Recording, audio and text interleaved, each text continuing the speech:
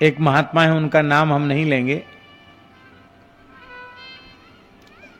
वो कुछ समय पागल रहे, बड़े प्रेमी महात्मा हैं, खूब भजन किया उन्होंने, आज भी खूब भजन करते हैं।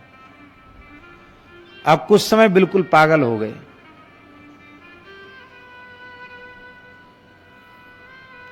अयोध्या में पागल हुए, वृंदावन की धुन चढ़ी, वृंदावन जाएंगे, वृंदावन जाएंगे, वृंदावन जाएंगे। तो एक नई साइकिल खरीदी थी, उस साइकिल को उन्होंने ट्रेन में चढ़ा दिया। बोले जा तू पहले वृंदावन जा, पीछे से मैं आ रहा हूं। ये भी भूल गए कि साइकिल को चढ़ा दिया। साइकिल से ही सब जगह जाते थे, सैकड़ों किलोमीटर साइकिल से चले। वो नई साइकिल खरीदी थी, साइकिल ट्रेन में पटक गया, चले आए, कोई कागज वागज भी नहीं बनवाया, ऐसे चढ़ा दिया। बोले जा, गंगा जमुना चलती थी ट्रेन, जा मथुरा जा, हम आ रहे हैं पीछे से। और पता नहीं कैसे कैसे बैठ के पहुंच गए। हम लोगों ने देखा बाबा तो पागल हो गए बिल्कुल। पर पागल विचित्र थे महाराज जी। जहां जहां रास होता, रास बिहारी की लीला होती, वहां पड़ जाते, जाके रोते रहते। अब वेशभूषा तरह की कि लोग उनको जाने नहीं देते आगे, लेकिन बहुत अनुराग रास बिहारी के प्रति। कभी जमुना जी में पड़े हैं और वृंदावन में इधर उधर घूमते रहते पागल की तरह, और रात्रि को सोते राधा वल्लभ जी के मंदिर के बाहर, जो पुराना मंदिर है, वहां सो जाते, पड़ जाते।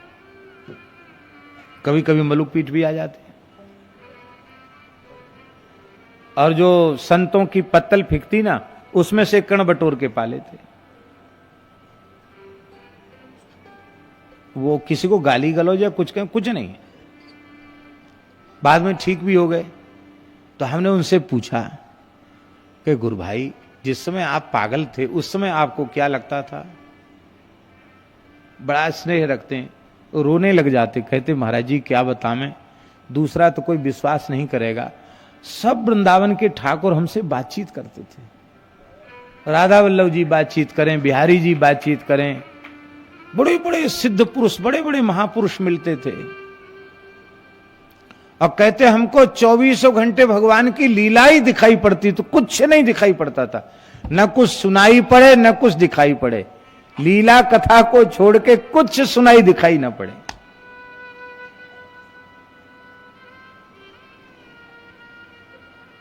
तो भैया महात्माओं का पागलपन भी अलग तरीके का होता है, इनको साधारण पागलों जैसा मत समझ लेना।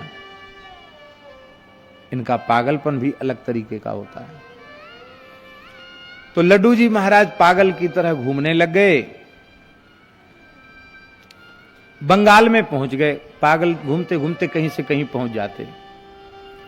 और बंगाल में जिस क्षेत्र में पहुंचे, वहां के लोग शाक्त थे, वाम मार्गी थे, वो देवी के, काली के उपासक।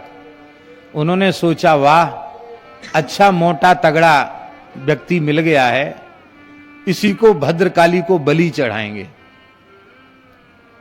लड्डू जी खूब मस्त तो थे ही, गोलमटुल लडुआ जैसे, नहाना धोना है नहीं। तो उन लोगों ने खूब मलमल के इनको स्नान कराया, मैल छुड़ाया शरीर का। पवित्र विप्र कुल का जन्म था, विरक्त साधु थे, खूब सुंदर चकाचक मलूक निकल आए, सुंदर गोरे। और उनको लाल कपड़ा पहना दिया, एकदम सुर्ख लाल रंग का। और उनको खूब हलवा पूड़ी भी खिलाया, खूब खा लिया उन्होंने। जितना परोसते गए खाते, पता नहीं कितने दिन के भूखे थे, खूब खा गए। और रोली का टीका लगा के कहा देवी के सामने सिर झुका के बैठ जा, बैठ गए। शरीर में तो इनकी कोई ममता थी नहीं। पुरोहित मंत्र पढ़ने लगे, और जैसे ही खड्ग से इनका सिर काटना चाहते थे, उसी समय भद्रकाली की मूर्ति फट गई।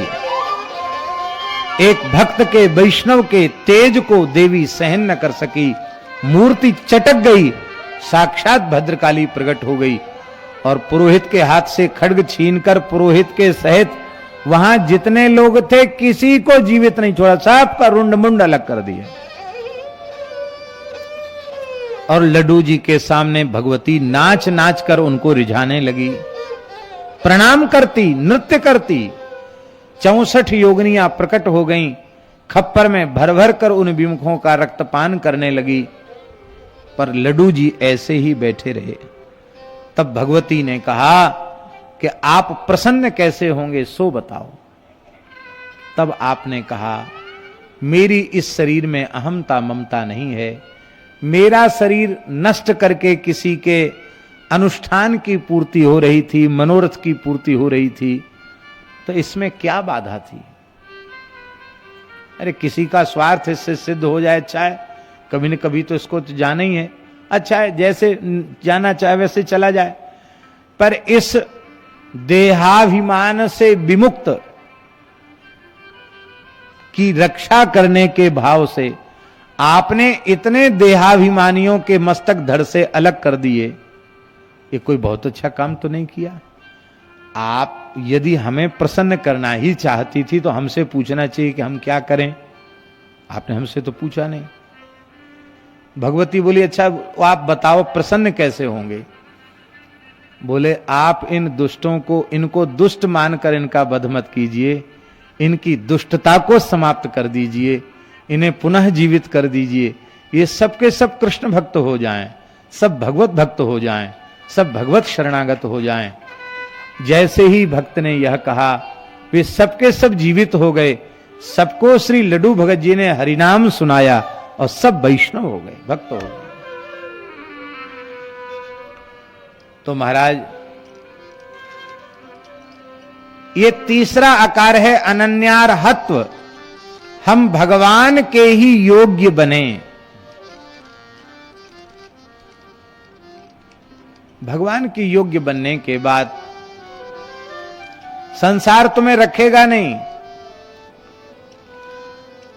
गोपियां कह रही हैं, पति सूतान्वय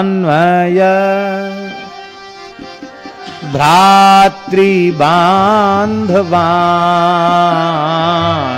पति सूतान्वय भ्रातृबान्धवान्,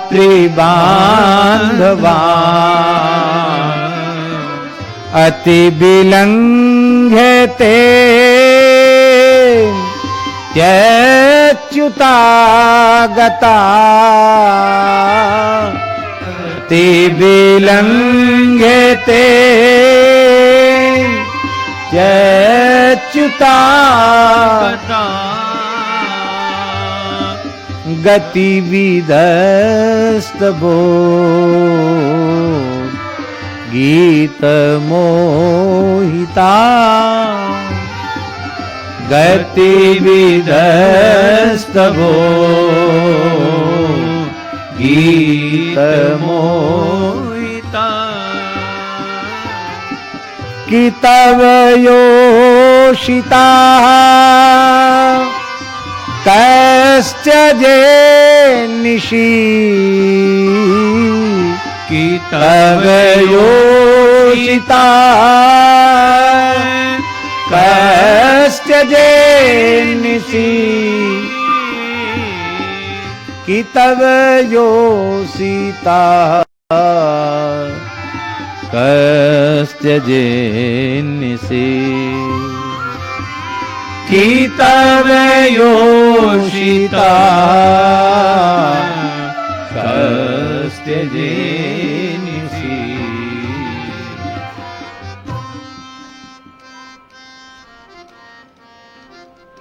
आहा, राधा रानी कह रही हैं कि श्री कृष्ण नाम रूप लीला की अमृत बिंदु का एक बूंद का चस्का जिसे लग जाता है, वह जीव भी संसार के अयोग्य हो जाता है। संसार के लिए अयोग्य होते ही वो श्री कृष्ण के योग्य हो जाता है।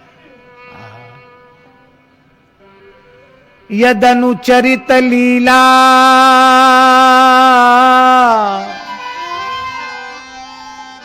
कर्ण पीयूष विप्रुट सकृदन विधूत द्वंद्व धर्मा विनष्टा सपदि गृह कुटुंबम दीन मुत्सृज्य दीना बहव इह विहंगा भिक्षु चरयाम चरंती। भ्रमर गीत में राधा रानी कह रही है, इनकी लीला कथा रस की एक बूंद का स्वाद जिसे मिल जाता है, उसके सारे द्वंद्व धर्म नष्ट हो जाते हैं। सपदि सद्यः गृह कुटुंबम, घर को कुटुंब को, दीनम उत्सृज्य, रोते बिलखते हुए छोड़ करके, स्वयं दीनहीन बन करके विचरण करता है। विहंगा इव, पक्षियों की तरह। सबसे बड़े विरक्त पक्षी है महाराज, हम लोग तो बहुत घटिया दर्जे के हैं, वो बड़े हैं। कमंडल नहीं रखते, रखते हैं लोटा कमंडल डिब्बा कुछ रखते हैं पक्षी, भिक्षा की झोली भी नहीं रखते। जितना चोंच में अट जाता है उतना ही रखते हैं, जितने से क्षुधा निवृत्ति हो जाती उतना ही ग्रहण करते हैं। सर्वथा संग्रह परिग्रह से शून्य होकर के वे अपने जीवन को व्यतीत करते हैं, जैसे पूज्य बाबा श्री ठाकुरदास जी महाराज। आहा, कैसे पवित्र परिवार में, खूब अच्छे सुखी संपन्न परिवार में बाबा का जन्म हुआ। पवित्र ब्राह्मण परिवार में, देसाई परिवार में बाबा का जन्म हुआ और बाबा सब कुछ छोड़ के चले आए। और यहां गांव के ब्रजवासी बैठे हैं। बाबा जब यहां बुर्ज में रहते तो कैसे हमने भी दर्शन किया, आप लोगों को तो पता ही है बाबा कैसे रहते थे। बाबा की उस कोठरी में बिजली नहीं, पंखा नहीं, प्रकाश की कोई व्यवस्था नहीं। ओढ़ने बिछाने को क्या पहले तो बहुत पीछे से कंबल व्यवहार करने, बाबा टाट बिछाते थे और शीत में भी कंबल का व्यवहार करके बाहर और उसको सुखाए आते कि किसी को जरूरत पड़े तो उठा ले जाए। दिन भर बाहर पड़ा रहता था। भिक्षा लेने के लिए चलते, भिक्षा की झोली को उलटते, उसमें कुछ भी एक कण निकल आया तो भिक्षा करने नहीं जाते। इतना संग्रह भी क्यों रह गया। कुछ टेढ़े बेढ़े लोग तो यहां तो भैया बुरो मत मानियो, और दूसरे बाबा जिनते डरे तो डरे, ब्रजवासी कबू ना डरे। ये तो परीक्षा कर करके महात्माओं को भी पक्का महात्मा बना देते हैं। तो बाबा की झोली में कई बार मिर्चा डाल देते लाल। अब बाबा कभी मिर्चा खाते नहीं और झोली में मिर्चा निकली तो बाबा यह विचार नहीं करते कि कोई हमारे साथ परिहास कर रहा है। आप मिर्चा खा करके ही जल पी लेते और उससे बाबा को अल्सर की भी पीड़ा सहन करनी पड़ी, लेकिन बाबा ने अपनी निष्ठा में परिवर्तन नहीं किया।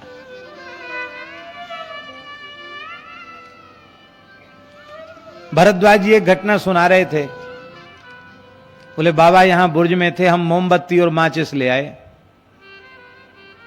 तो बाबा बोले कि श्रीमान जी आप हमको यहां रहने नहीं देना चाहते हैं, ये मोमबत्ती क्यों लाए? आप विचार कीजिए, मोमबत्ती अंधेरे में मोमबत्ती कोई दे जाए तो उपयोग की वस्तु है, मोमबत्ती का भी संग्रह नहीं।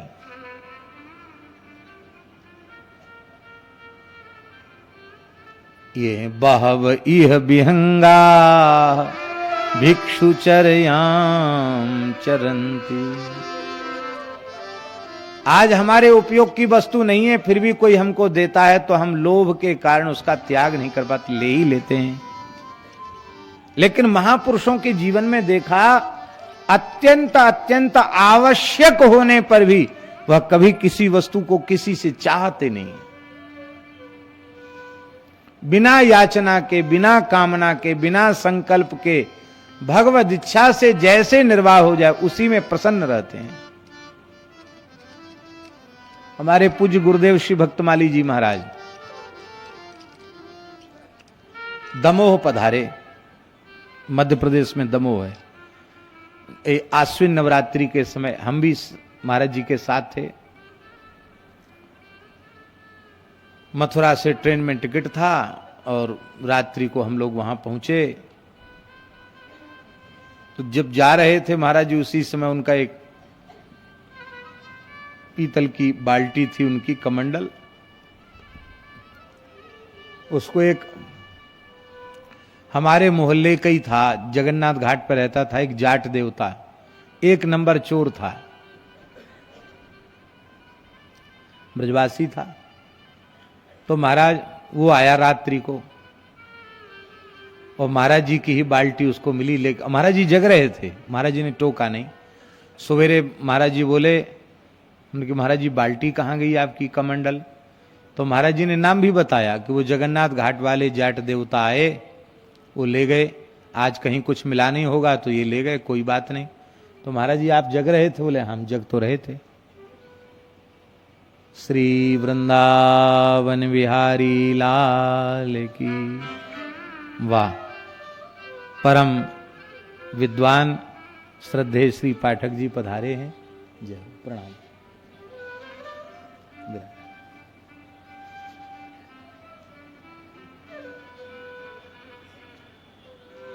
तो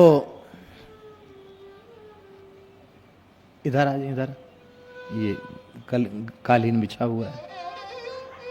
जय जय श्री राधे।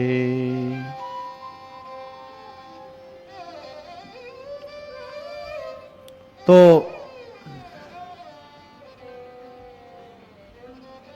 महाराज जी ने देख लिया था कि वो ले गया, लेकिन महाराज जी बोले हम जग तो रहे थे, लेकिन हमका कहीं मिला नहीं होगा इसलिए लेके गया, कोई बात नहीं। तो जैसे ही दमोह पहुंचे तो महाराज जी ने हमको 200 रुपया दिए। बोले यहाँ बाजार में चले जाओ, बर्तन की जहाँ दुकान हो वहाँ 4 साढ़े 4 किलो पानी जिसमें आ जाए ऐसा कोई पीतल का बर्तन स्नान वगैरह के लिए, व्यवहार के लिए ले आओ। अब पहले ही बार अपने राम भी गए थे वहां, तो वहां गए तो पता तो नहीं कहाँ बर्तन की दुकान है, रोड पे जाके खड़े थे। एक साइकिल वाले व्यक्ति आए, बोले कहाँ जाना है बाबा जी? कि हमको ऐसे ऐसे एक पीतल का बर्तन लेना है, लेने के लिए जाना। बोले आप क्या करोगे, परेशान होके मैं ले आता हूँ, आप यहीं खड़े रहो, हम दे देता हूँ। कहा ठीक है। तो वो गए, पैसा हम देने लगे तो उन्होंने पैसा लिया नहीं, बोले नहीं बाद में ले लेंगे, आप जाओ। हम खड़े रहे वहीं, वो थोड़ी देर में आए, एक कितना बड़ा पीतल का लोटा लेके आए। बोले वाह 4 साढ़े 4 किलो जल इसमें आ जाएगा, बढ़िया है। उधर बुंदेलखंड में उसको कसेड़िया कहते हैं, छोटी कसेड़िया जैसा है, वो लेके आ गए। हम भी बड़े खुश हुए, महाराज जी के लायक पात्र है। तो पात्र रख दिया हमने और 200 रुपया वापस। महाराज जी बोले वाह पंडित जी, बड़ा जोरदार भगत मिला, बर्तन भी दे दिया और पैसा भी नहीं लिया, पैसा वापस कर दिया। तो हमने कहा महाराज जी ऐसी ऐसी बात हुई, पैसा तो एक ऐसे व्यक्ति ने लिया ही नहीं और उन्होंने अपनी तरफ से ये सेवा कर दी। इतना सुनते ही महाराज जी अप्रसन्न हो गए और बोले पंडित जी जब से गृह त्याग किया गया है तब से अब तक स्मरण में हमारे नहीं है कि हमने अपने व्यवहार के लिए अत्यंत अत्यंत आवश्यक वस्तु की भी याचना किसी व्यक्ति से की हो।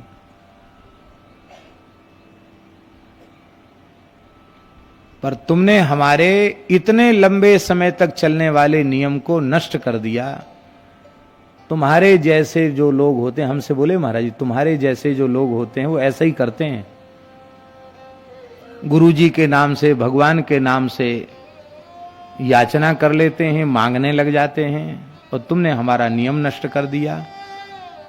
अब तुम हमारे साथ रहने योग्य नहीं हो,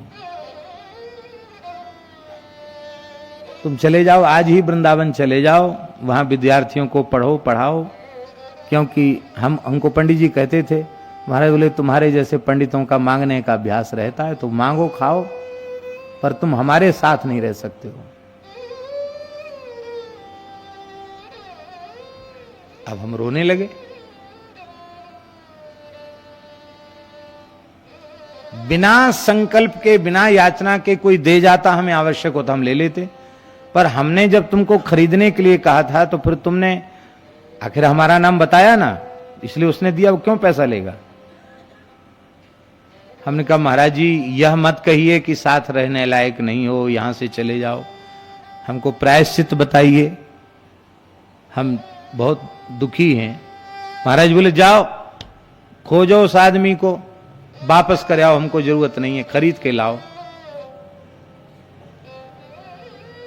वो भगवान की दया से वही व्यक्ति, हम जैसे ही बाहर गए फिर मिल गए। बोले अब क्यों रो रहे हो। हमने कहा लोटा वापस लो, हमको तो खरीद करके ही चाहिए। बोले बाबा 200 रुपए का ही आया। वो 200 रुपए का ही बर्तन था। भगवान की देखो कैसी लीला। फिर जब पैसा दिया और वो लिया, तब महाराज जी ने उस पात्र को अपने पास रखा, उसके पहले पात्र नहीं रखा अपने पास। ये क्या है, महापुरुष अपने जीवन में जी करके दिखाते हैं। इस सूरश्याम गौशाला की स्थापना पूज्य बाबा श्री ठाकुरदास जी के हृदय में श्री गिरिराज जी ने, गौ माता ने भाव प्रकट किया और यहां गौशाला की स्थापना हो गई। एक बछड़े से स्थापना सूरश्याम गौशाला की हुई।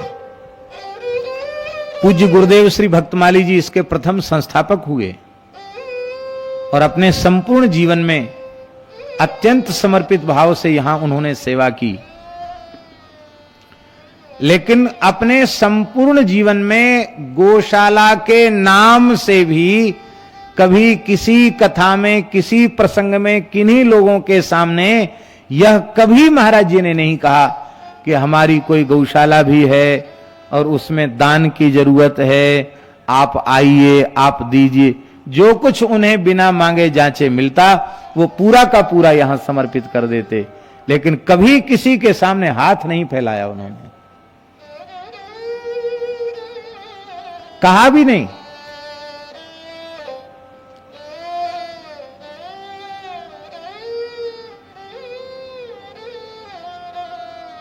सुदामा कुटी में महाराज जी रहते, बाल भोग बना के संतों को, ब्राह्मणों को 35-40 मूर्ति को पवा देते सुबह 8 बजे तक। परमंजी लग जाते महाराज जी के साथ रसोई बनाने में। अब फिर महाराज जी हर महीना के महीना कुछ पैसा देते, बोले ठाकुर जी की गोलक में डाल के आओ, ठाकुर जी से कह के आओ मंदिर में। क्या? बोले प्रभु आपके पेड़ की कुछ पत्ती चूल्हे में जलाई गई है, कुछ लकड़ी जलाई गई है, कुछ कंडा उपयोग किया गया है, तो ये ठीक नहीं है, संत सेवी स्थान है, तो ये राशि आप स्थानधारी को देंगे तो वो तो लेंगे नहीं, ऐसे लोग जला देते हैं, कौन पूछता है। लेकिन इतना सावधानी उनके व्यवहार में। झांसी से ट्रेन में बैठे, जनरल टिकट था, जनरल डिब्बे में यह हालत थी कि उसमें लोग बाहर लटक रहे थे, भीतर घुसने की जगह ही नहीं थी। अपने राम भी थे और 1-2-4 मूर्ति और थे साथ में। तो एक टीटी जी ने कहा, बोले रिजर्वेशन वाले में चलो। कोई बात नहीं महाराज, टिकट तो सब पे ही, रिजर्वेशन वाले में चले गए हम लोग सब। टीटी ने चढ़ा दिया। अब उस स्लीपर वाले डिब्बे में पाठक जी, उसमें सीट खाली थी और टीटी कह रहा है कि महाराज जी बैठ जाइए, पर महाराज जी नहीं बैठे। महाराज जी से हमने भी कहा महाराज जी विराज जाएं। महाराज जी बोले हमने साधारण टिकट का पैसा खर्च किया है, मूल्यवान टिकट का पैसा खर्च नहीं किया है। ये ज्यादा पैसा देने वाले को कोमल सीट पर बैठने का अधिकार है। हम तो साधारण जनरल डिब्बा वाली सीट के व्यक्ति हैं और इस कोमल सीट पर बैठते ही ईश्वर की दृष्टि में हम चोर प्रमाणित हो जाएंगे। इसलिए तुम लोगों की पोथी पत्रा में लिखा हो तो तुम लोग बैठो, हम नहीं बैठेंगे इस पर। और अपना टाट से लपटा हुआ आसन, जहां से डिब्बे में प्रवेश करते उधर ही शौचालय होता है, उसी के किनारे अपना गोल बंडल जैसा बांध के आसन, उसी पे महाराज जी बैठ गए। अब महाराज जी वहां बैठ गए तो हम लोग थोड़ी सीट पे बैठ सकते हैं, हम लोग भी खड़े खड़े वहां से उसी गेट के सहारे खड़े खड़े झांसी से मथुरा तक आए।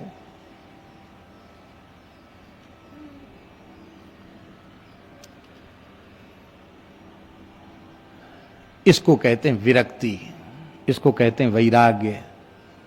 संसार से कुछ नहीं चाहिए। अरे संसार से तो नहीं चाहिए, संसार की रचना जिसने की है उससे भी कुछ नहीं चाहिए। न नाक पृष्ठम न च पारमेष्ठ्यम न सार्वभौमम न रसाधिपत्यम न योग सिद्धि रपुनर्भवम्बा समंजसत्वा विरह्य कांक्षे।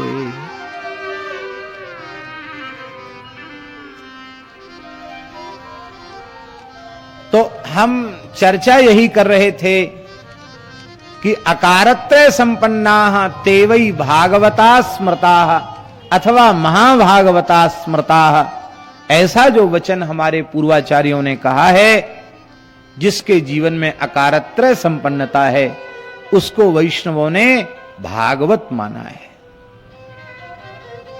प्रियव्रत भागवत हैं, उनमें अकारत्रय संपन्नता है, अनन्य भोग्यत्व, अनन्य शेषत्व और अनन्यार्हत्व।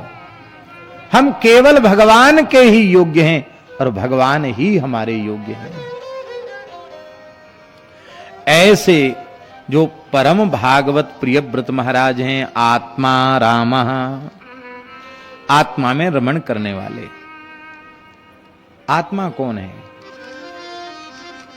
ब्रजांगनाएं कह रही हैं, प्रेष्ठो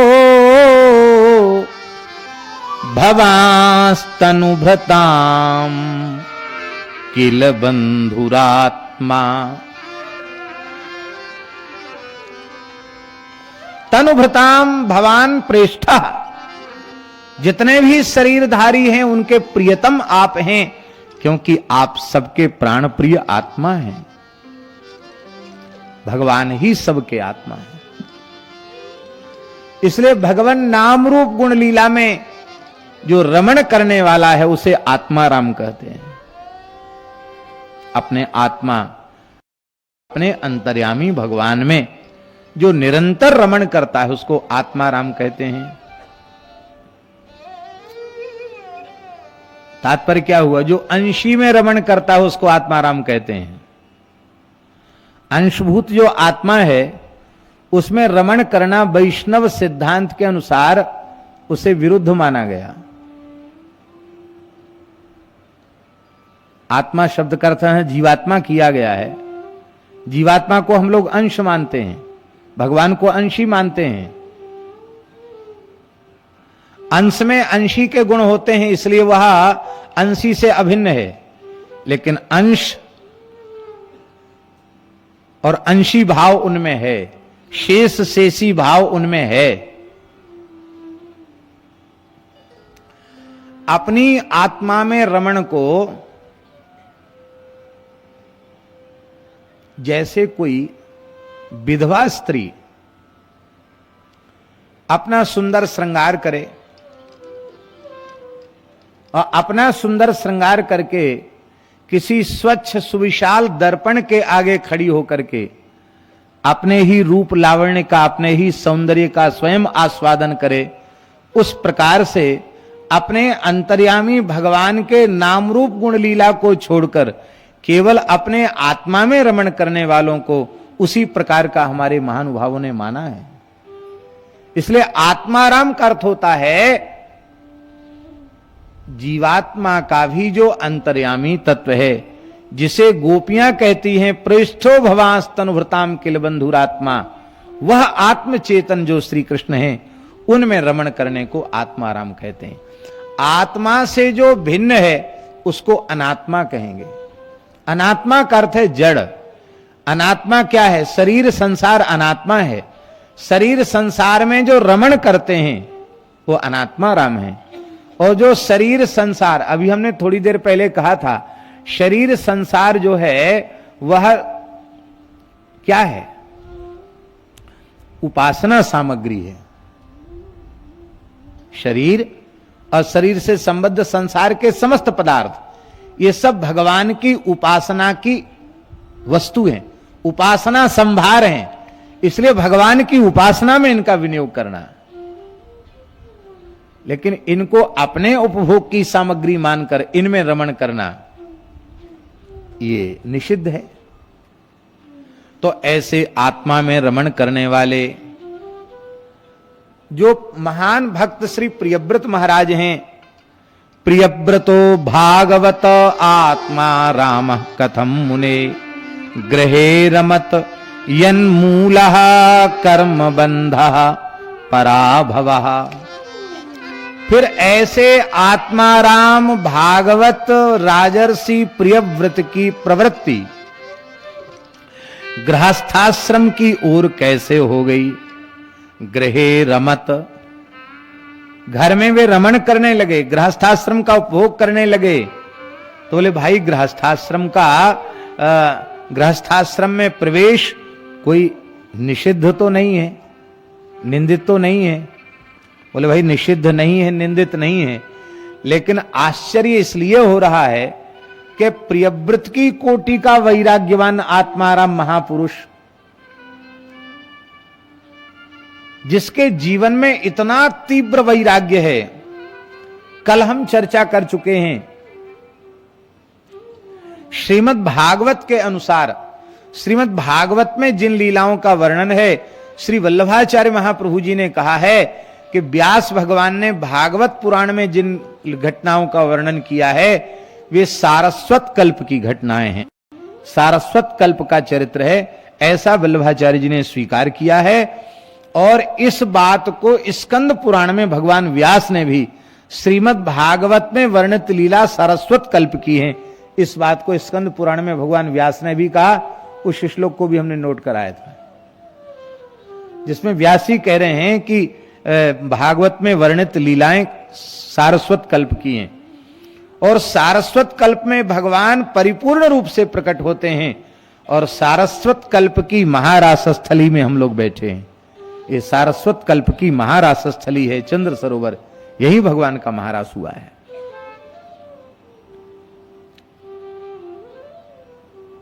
बोलो भक्तवत्सल भगवान की जय।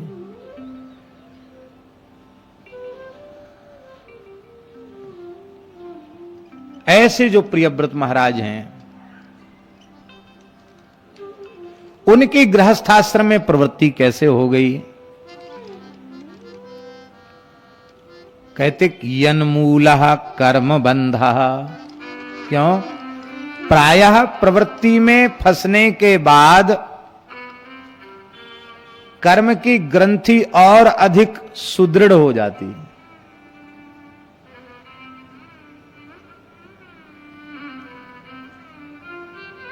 जगदीश बाबू जी बैठे हैं,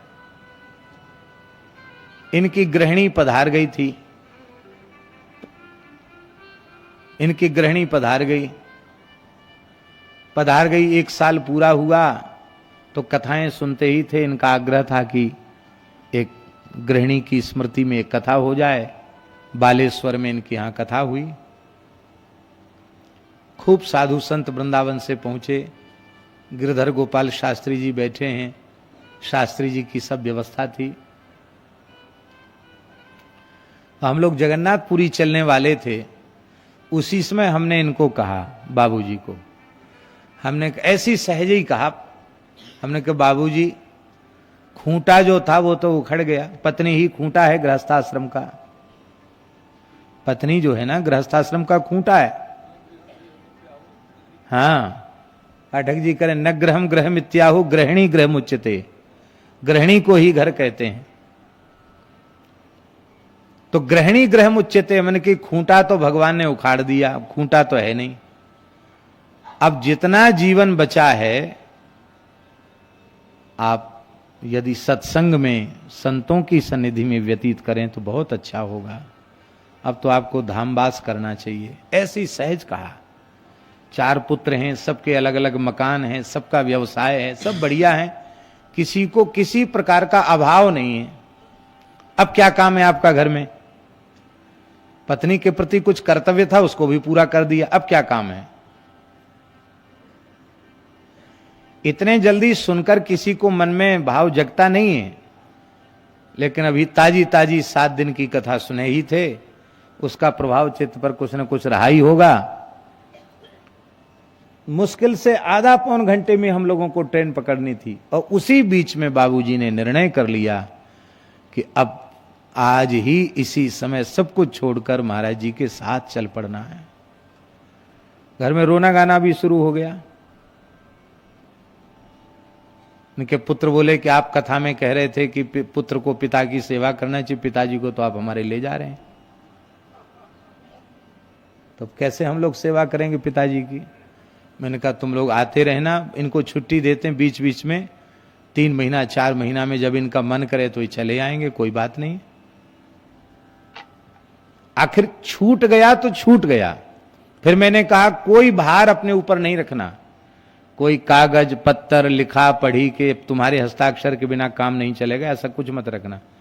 सारी फांस काट के चले आए, अपने पास 1 रुपया भी नहीं रखा। फिर भी भगवान की कृपा, पुत्र ऐसे सत्पुत्र हैं कि इतनी सेवा करते हैं कि बाबूजी उसमें अपना तो सारा बहन कर ही लेते हैं, और जाने कितने साधु ब्राह्मणों की सेवा उसी में से वो करते रहते हैं।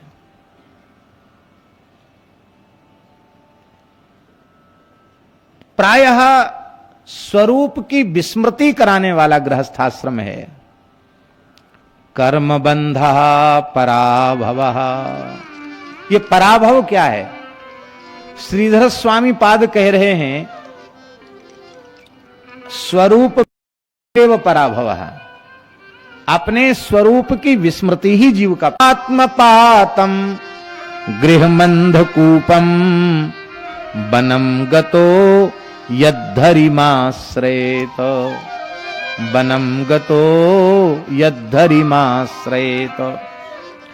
यहां प्रहलाद जी ने गृहस्थाश्रम को असदरूप कहा और अंधेरा कुआं बताया। इस असदरूप अंधेरे कुएं से बाहर निकल करके बनंगतः वन में चला जाए और वन में जाकर भगवान श्री हरि का आश्रय ले, हम इसे ही उत्तम मानते हैं।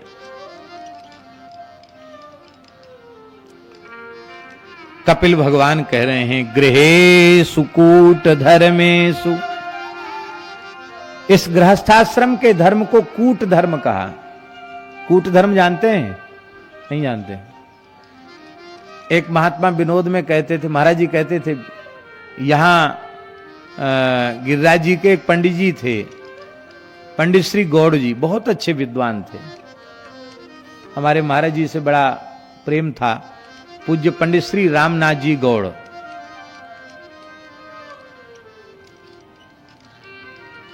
पाठक जी टीकाएं की टीकाएं कंठस्थ थी उनको, ऐसी विलक्षण मेधा थी उनकी। और अष्टादश पुराणों का पूरा अधिकार था, महाभारत का भी, और अष्टादश पुराण और महाभारत पर पूरा प्रवचन किया था उन्होंने। अंग्रेजी, संस्कृत, बंगला, उर्दू और ब्रजवासी तो थे ही, कई भाषाओं का उनको बोध था। तो वो बड़े विनोदी थे स्वभाव के। महाराज जी से कहते बाबा चलो अमुक जगह कथा, बाबा चलो, तो महाराज जी कई बार उनके साथ चले जाते थे। विनोदी थे। बाबा तुम बनारस में पढ़े भयो, या को अर्थ बताओ। कारिता कण लोभेन कथा सारस तत्वगता, या को कहा अर्थ है। महाराज जी ने बताया, अरे नाय बाबा तुम कछु नाय पढ़े, ये अर्थ नाय। या को अर्थ है कि थोड़ी दक्षिणा जहां हो वहां कथा कहवे नहीं जानी चाहिए। कण को लोभ जहां हो वहां कथा ब्रजवास क्यों छोड़नो। बोले जहां बढ़िया प्राप्ति हो वहां जानी, वहां जानो। कण को लोभ नहीं करनो, मन को लोभ करनो। ऐसे विनोदी थे वो, बड़े अच्छे।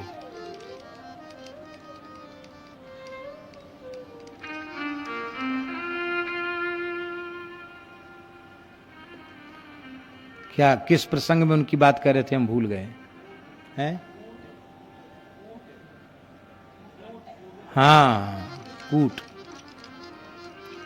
तो वो पंडित जी कहते थे विनोद में, कूट शब्द का अर्थ पहेली होता है, पर वो कहते बाबा गृहेषु कूट धर्मेषु, मैं तो यही समझूं कि कूट दे। बोले इतनी विकट परिस्थिति बेचारे गृहस्थ को भोगनी पड़ती है कि जैसे धान मूसल की चोट खा खा के कुटपिट जाता है, ऐसे बोले कूट दे, ये कुटाई कर दे। आई थे कूट धर्म कहो ठाकुर जी ने, ये कहते थे वो कूट धर्मेशु। पर कूट माने है पहेली। पहेली का अर्थ जल्दी लगता नहीं है। ये ऐसी पहेली है कि जिसको इसका अर्थ ठीक से लग जाता है वह भी उस ठीक अर्थ को दूसरे को समझाता नहीं है। आपको अर्थ लग गया कि गृहस्थाश्रम दुखमय है, कुछ नहीं है, सब स्वार्थ का व्यवहार है, कोई किसी का नहीं है। जिसका जिससे स्वार्थ अटका हुआ है तब तक उसका प्रेम है, नहीं तो भाई भाई का भी प्रेम नहीं है, पिता पुत्र का भी प्रेम नहीं है। ये बात समझ में आ गई तब बहुत अच्छा हुआ। तब आप अपने पुत्रों को बुला के कहिए कि देखो भाई हम तो धोखे में रह गए, इतने दिन संसार भोगने के बाद समझ में आया कि दुख रूप है, अब तुम चक्कर में मत पड़ो, अब तुम तो अपनी माला लो, मधुकरी मांगो, विरक्त भाव से रहो, ब्रजवास करो, भजन करो। ऐसी शिक्षा कोई पिता अपनी संतान को दे नहीं सकता। भले ही वह अनुभव करता हो कि गृहस्थाश्रम दुख रूप है, फिर भी उस दुखरूप गृहस्थाश्रम में ही अपनी संतान को फंसाना चाहता है। दुख तंत्रे स्वतंत्रिता, ये दुख का ही तंत्र है, विस्तार है। और इस दुख के तंत्र में अतंद्रिता, एकदम प्रमाद रहित होकर, आलस रहित होकर इसी को बढ़ाने में लगा रहता है। कुर्वन् दुख प्रतीकारम सुखवन् मन्यते ग्रही, दुख का प्रतीकार करता हुआ भी उस दुख को ही दुर्भाग्य से सुख मान लेता है।